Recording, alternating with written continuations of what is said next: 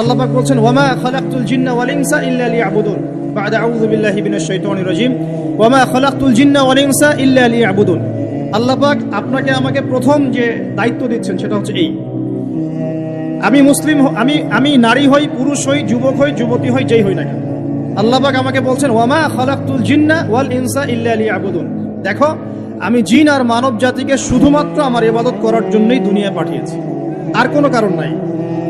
এই যে আল্লাহ পাক আমাদেরকে 60 বছর 70 বছর হায়াত দিয়েছেন, একটা কারণ, অনলি একটা, ইল্লা লিয়াবুদুন, যাতে আমরা আল্লাহর ইবাদত করতে পারি। আবার বোঝেন, আল্লাহ পাক আমাদেরকে দুনিয়াতে শুধু তার ইবাদত করতেই পাঠিয়েছে। আল্লাহ পাক এখানে একটা পরীক্ষায় ফেল করেছি হতাশ হয়ে আত্মহত্যা করতে পারেন নাই। আল্লাহ পাক এখানে একটা মেয়ের পিছনে ঘুরে জীবন নষ্ট করতে পারেন নাই। আল্লাহ পাক এখানে আমাদেরকে ধর্ষণের সেঞ্চুরি করতে পারেন নাই। আল্লাহ পাক এখানে আমাদেরকে অন্যায়ভাবে অন্যের সম্পদ আত্মসাৎ করতে পারেন নাই।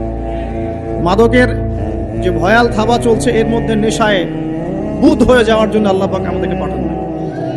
কি জন্য পাঠিয়েছে? পলিটিক্যাল মারামারি করতে আল্লাহ পাঠান নাই আমাদেরকে দুনিয়ায়। সোশ্যাল ক্ষমতার দ্বন্দ্বে লিপ্ত হওয়ার জন্য পাঠান নাই। মিলস, ইন্ডাস্ট্রিজ এন্ড ফ্যাক্টরিজ এর নেশায় বুধ হয়ে পরকাল ভুলে যাওয়ার জন্য আল্লাহ এখানে পাঠান নাই। আল্লাহ পাক একটা রিজনে পাঠিয়েছে, অনলি একটা। এবং এই দায়িত্বটা আল্লাহ পাক কিন্তু কড়ায় গন্ডায় উসুল করে নেবেন আমাদের কাছে। ভাববেন না আল্লাহ পাক এই পুরো মহাবিশ্ব খেলার ছলে সৃষ্টি করেছেন, এমন নয়। আল্লাহ পাক বলছেন আমি এই মহাবিশ্বকে খেলার ছলে সৃষ্টি করি নাই। ওয়ামা খালাকতুল জিন্না ওয়াল ইনসা, বলেন, ইল্লা লিয়াবুদুন, আমি শুধুমাত্র এবং শুধুমাত্র আমার ইবাদত করার জন্য মানুষ আর জিনদেরকে সৃষ্টি করেছি। জিনকে আমরা দেখি না, আমাদের সাথে জিনরা আছেন। জিনের মধ্যে ভালো খারাপ আছে, ঠিক যেমন মানুষের মধ্যে ভালো খারাপ আছে। আর প্রত্যেকটা মানুষের সাথে একটা করে শয়তান জিন থাকে, যে মানুষকে খারাপ কাজে প্রলুব্ধ করে, যে নিজে খারাপ কাজ জোর করে করায় না, সে শুধু প্রলুব্ধ করে। সে বলে মাদকের মধ্যে শান্তি, ওয়াসওয়াসা দেয়, কাজটা বাস্তবায়ন করেন আপনি। সে বলে যে এটা তো ছেলে মেয়ের ফ্রেন্ড, বয়ফ্রেন্ড গার্লফ্রেন্ড কালচার, বন্ধুত্ব, এটা এমন কিছু নয়, জেনা করেন আপনি। সে বোঝায় যে টাকা পয়সা আর্ন করতে হবে, বউ বাচ্চাকে সিকিউর করতে হবে, সুদটা খান আপনি।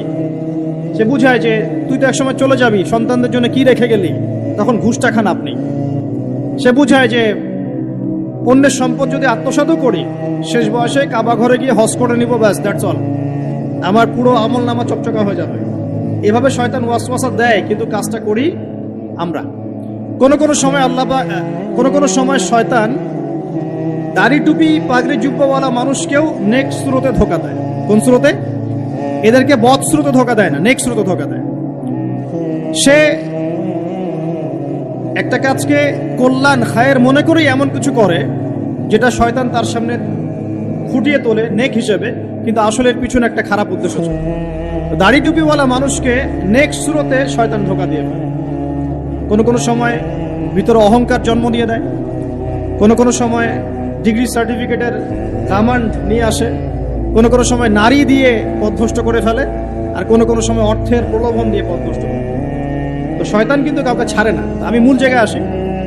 প্রথম যে জিনিসটা এই বিশ্বটাকে ধ্বংস করছে, এটা হলো বস্তুবাদিতা, যেটা আমাদের এই সমাজের মধ্যে এখন রন্ধ্রে রন্ধ্রে ঢুকে গেছে।